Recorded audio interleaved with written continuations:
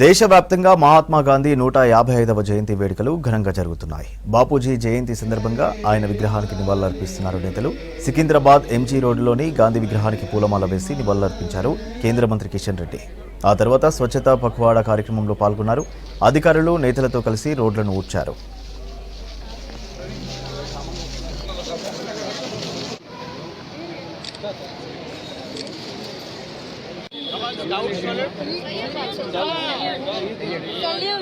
Scout salute.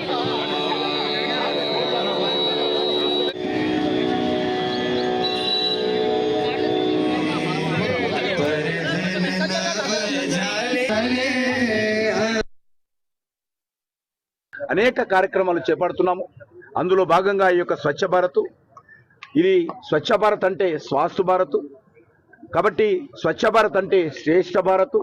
ఈ రకంగా అన్ని రకాలుగా అన్ని వర్గాల ప్రజలు ఈ సందర్భంగా విజ్ఞప్తి చేస్తున్నాను.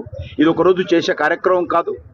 ఇది నిరంతరం మన ఇంట్లో, మన ఇంటి పరిసర ప్రాంతాల్లో, మనం ఉండేటువంటి గల్లీల్లో, మన ఊర్లో, మన పట్టణంలో ఇదందరం కూడా స్వచ్ఛందంగా ఎక్కడికక్కడ ఈ స్వచ్ఛ భారత్ కార్యక్రమంలో భాగస్వాములై మనము ప్రపంచంలో మన దేశం కూడా ఒక పరిశుభ్రమైనటువంటి దేశము, మన దేశం కూడా ఒక ఆరోగ్యవంతమైనటువంటి దేశము. మన దేశంలో ఉన్నటువంటి ప్రజలు కూడా అందరం బాధ్యత తీసుకుంటాము. ఎక్కడ కూడా రోడ్ల మీద చెత్త వేయము. చాలా దుర్మార్గం ఏంటంటే చదువుకున్నటువంటి వాళ్ళు కూడా అపార్ట్మెంట్లలో ఉన్నటువంటి వాళ్ళు కూడా 3rd ఫ్లోర్ నుంచో 5th ఫ్లోర్ నుంచో చెత్త తిరిగిందంతా ఒక ప్యాకెట్ వేసి కింద పడే రోడ్లో పడేస్తుంటారు. కాబట్టి నేను ప్రజలందరినీ కోరుతున్నాను, మీ ఇంటింటికి పారిశుద్ధ కార్మికులు వస్తారు. ఒకవేళ రాకపోతే సంబంధించి అధికారులకు కంప్లైంట్ చేయండి. వచ్చినటువంటి పారిశుద్ధ కార్మికులకే మీ ఇంట్లో ఉన్నటువంటి వస్తువులు చెత్త అంతా కూడా మరి వాళ్ళకి ఇవ్వండి. రోడ్ల మీద కూడా ఎక్కడ పడితే అక్కడ చెత్త వేయకుండా అందరం జాగ్రత్త తీసుకోవాలి. అందుకే ఈ స్వచ్ఛ భారత్ ఒక ప్రభుత్వ కార్యక్రమం కాదు, ఇది ఒక ప్రజా ఉద్యమము.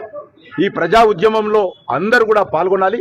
నేను ఈ సందర్భంగా మరొకసారి మహాత్మా గాంధీ జాతిపిత మరి వారికి నేను హృదయపూర్వకంగా ఈ సందర్భంగా వారి జయంతి సందర్భంగా నివాళులు అర్పిస్తూ మరి నేను ప్రత్యేకంగా ఈ యొక్క స్వచ్ఛ భారత్ కార్యక్రమాన్ని ప్రవేశపెట్టి ఈరోజు ఇంటింటికి ప్రతి వ్యక్తి దగ్గరికి తీసుకెళ్లినటువంటి భారత ప్రధానమంత్రి నరేంద్ర మోడీ గారు కూడా తెలంగాణ ప్రజానీకం తరఫున హృదయపూర్వకమైనటువంటి శుభాకాంక్షలు తెలియజేస్తా ఉన్నాను.